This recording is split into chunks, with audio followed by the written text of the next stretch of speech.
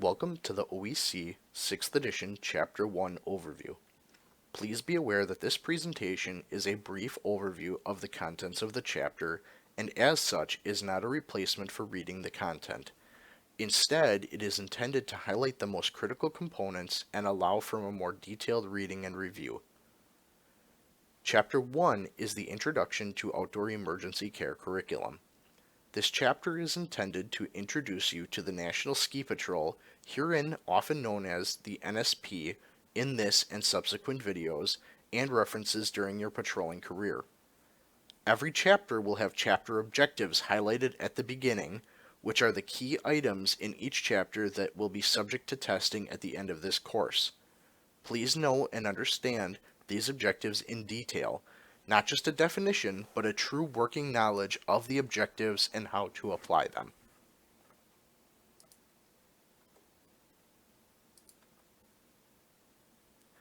The objectives for Chapter 1 include Objective 1-1, describe the evolution and purpose of the National Ski Patrol's OEC program. Objective 1-2, identify the founder of the National Ski Patrol. Objective 1-3, describe the OEC certification and recertification process. Objective 1-4, describe the impact of the Good Samaritan laws on volunteer rescuers. Objective 1-5, contrast the standard of training and standard of care. Objective 1-6, define the following legal terms: abandonment, duty to act, negligence, breach of duty, consent, assault, and battery. And Objective 1-7, describe the following concepts relating to consent: informed consent, expressed consent, implied consent, and minor consent. Objective 1-1. The evolution of the NSP's OEC program is as follows.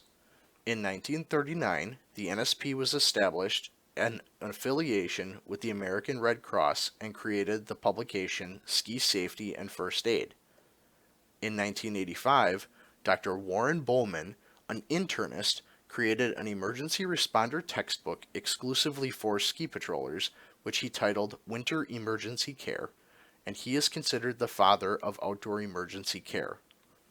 His text continued to grow and was retitled Outdoor Emergency Care and was expanded to include information about non-winter emergencies and care for the sick and injured from more than just winter sports-related injuries. This may include downhill bike parks and other alpine summer activities in addition to winter operations. OEC was positioned between urban and wilderness rescue as an intermediate care concept.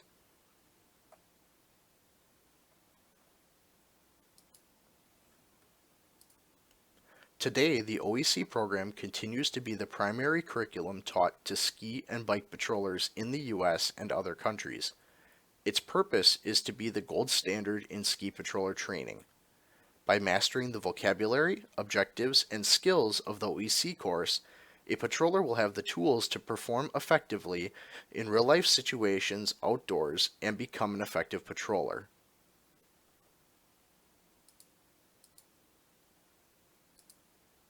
Charles Minot Minnie Doyle was a 36-year-old insurance broker who had a severe skiing accident on New Year's Eve in 1936.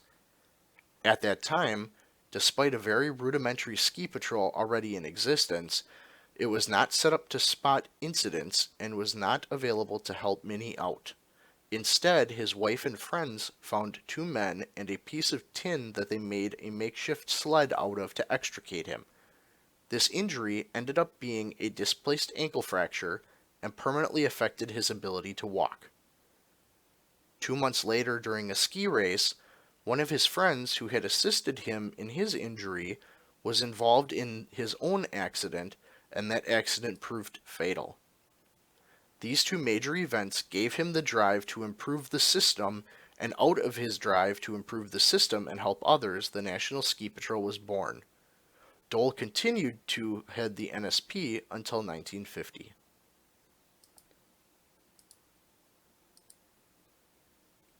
To receive an OEC certification of completion, OEC candidates must successfully complete the OEC course. To complete the OEC course, an OEC candidate must complete a written exam developed under the direction of the National OEC Program Director. OEC candidates must also complete a practical evaluation in which the candidate is presented with mock scenarios and must act on their own accord to treat the patient or patients injured meeting specific skill objectives identified in this text.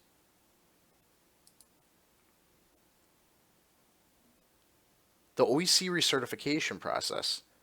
Each year, the NSP develops a continuing education program which it releases nationally. 1/3 of the total OEC curriculum is reviewed each year of its 3-year cycle, so after 3 years, the OEC technician has gone through the entire curriculum as a continuing education program. The collective continuing education program is referred to as the OEC refresher and is conducted at a patrol level.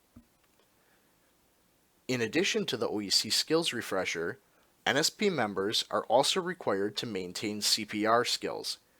Every other year, or as required by the CPR certifying agency, each active member of the NSP is required to complete a professional level CPR course. Then, on an annual basis, each NSP member is required to demonstrate the skill portion of the CPR curriculum to a recognized CPR instructor, regardless of how long the CPR certificate is good for. This is a common point of confusion among newcomers to the National Ski Patrol, as most cards are dated for being valid for 2 years. So here is an example of how this works.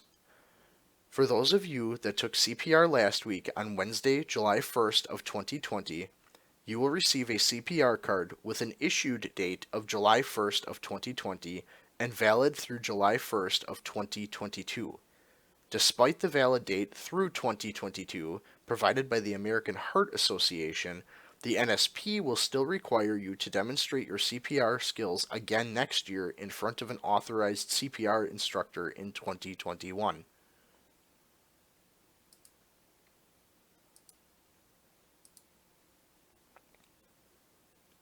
As a volunteer rescuer, you have some fundamental protections afforded to you by standing laws, collectively referred to as the Good Samaritan laws. These laws may protect OEC technicians in providing first aid care. In general, they state that a volunteer rescuer is not civilly liable for any act or omission in giving any assistance or medical care if the act or omission is not one of gross negligence, the assistance or medical care is provided without fee or other compensation, and the assistance or medical care is provided at the scene of an emergency, in transit to a medical facility, or through communications with personnel providing emergency assistance. These laws may protect from negligent actions, but do not protect from forms of acts of gross negligence, which is an intentional failure to perform a manifest duty in reckless disregard of the consequences without the exertion of any effort to avoid them.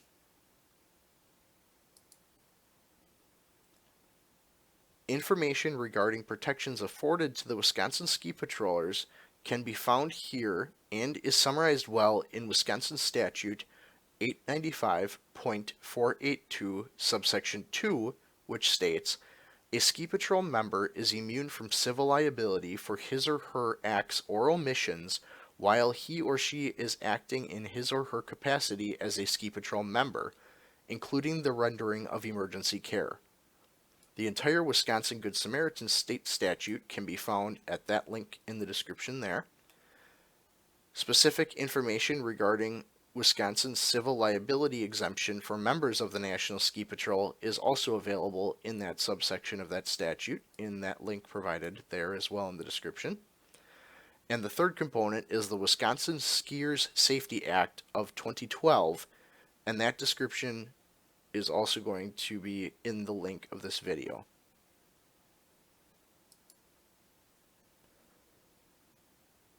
The Joint Statement of Understanding is a document that is a joint agreement between the National Ski Patrol and the National Ski Area Association, and that document states that the NSP does not control the patrol activities of OEC technicians while they are patrolling at their respective areas. As such, it may be understood that ski areas bear legal responsibility for patrolling activities that fall within the scope of duties of OEC technicians. How this translates is NSP does not provide any liability coverage, insurance protection, or exercise jurisdiction over any protocols in place at a given ski area in the United States or abroad. Instead, they set the training forth in the OEC text, and it is up to ski area owners to set local protocols for care. The link in the document will be provided in the description of this video. This is where the standard of training versus standard of care comes into place. Standard of training is the OEC 6th edition curriculum. When providing care as an OEC technician, they must remember that they are trained in the NSP's Outdoor Emergency Care curriculum, and the curriculum is a set of national standards. OEC technicians and EMRs are not physicians and are not trained to provide advanced life support techniques. It is critical for an OEC technician to use their judgment, and when the situation requires it, to request additional medical support from a higher level of care. This also includes individuals who perform as a profession and are more highly trained that when acting as a ski patrol member of their local ski area, it is imperative that they limit their interventions to that of an OEC technician, or they risk taking on personal liability exposure and operating outside of the authority given to them by their local area. The standard of care is the meeting point between local protocols and the national OEC program standards. It is important to understand that the information in the OEC course is not all-inclusive, and it is not possible for the editors to know each policy or protocol of each and every ski area. It is therefore important that each area consider local protocols, state EMS service restrictions, laws and procedures, and circumstances within the geographic area in which the OEC technician works, and their patrol representative, along with their area management and the patrol's medical advisor, are the individuals who establish the standard of care for each individual ski area. Therefore, with an understanding of what each of these topics entails, it is then possible to see that the standard of training is the minimum level that the National Ski Patrol trains all OEC technicians to, and the standard of care is how the local area management implements, enables, or restricts each OEC technician's operations based on their knowledge of that level of care and local circumstances. That local directive is compiled into a document often called a Standard Operating Guidelines or Standard Operating Procedures, SOP for short.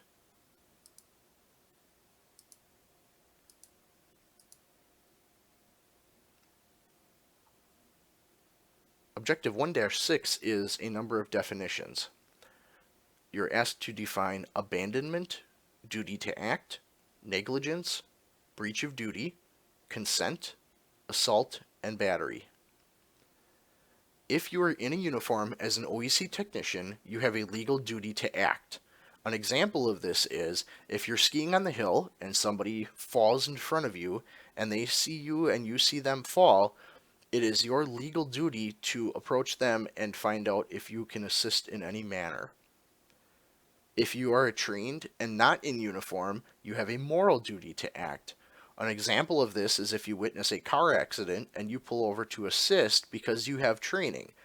There's no expectation by the general public that you in your private vehicle have any sort of training, but you as a trained individual know that you have the possibility of providing aid, and therefore that is a moral duty to act.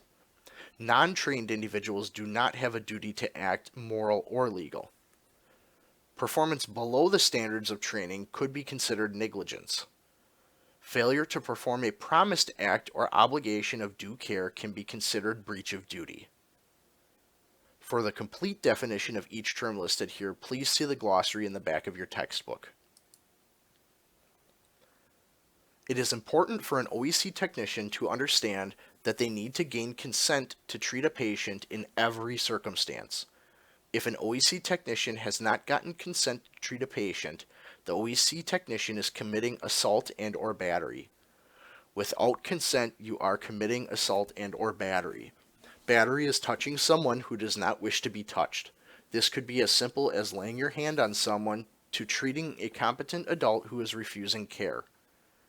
Assault is threatening or causing a person to feel as if you may hurt them. More details on refusal of care will be covered later in the class.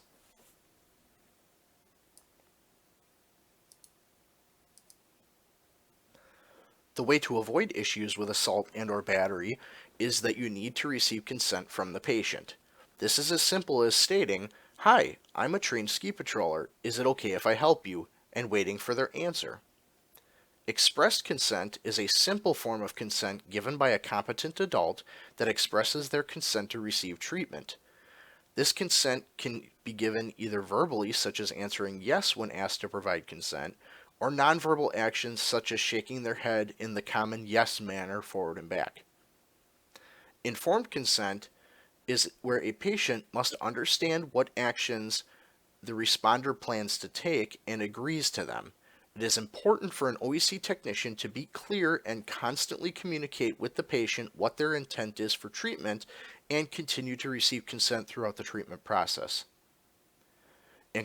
Implied consent is when a patient is not capable of providing expressed consent but would request first aid care if he or she could. This includes individuals who may be unconscious, have an altered mental status, or are not capable of giving consent for themselves at the time of the injury. Minor consent is consent provided by a parent or legal guardian on behalf of a minor who is not permitted by law to provide consent for themselves. In the state of Wisconsin, individuals under the age of 18 may not provide their own consent for treatment in an emergency situation. Instead, the state of Wisconsin defines that sort of situation as a form of implied consent. It is critical that an OEC technician learns to work within a team, whether that be their fellow ski patrollers, area management, higher levels of care, or especially the skiing public. As they say, teamwork makes the dream work. This concludes the chapter overview for the OEC 6th edition Chapter 1. Please be sure to see the OEC 6th edition textbook Chapter 1 for more details on this content. Thank you.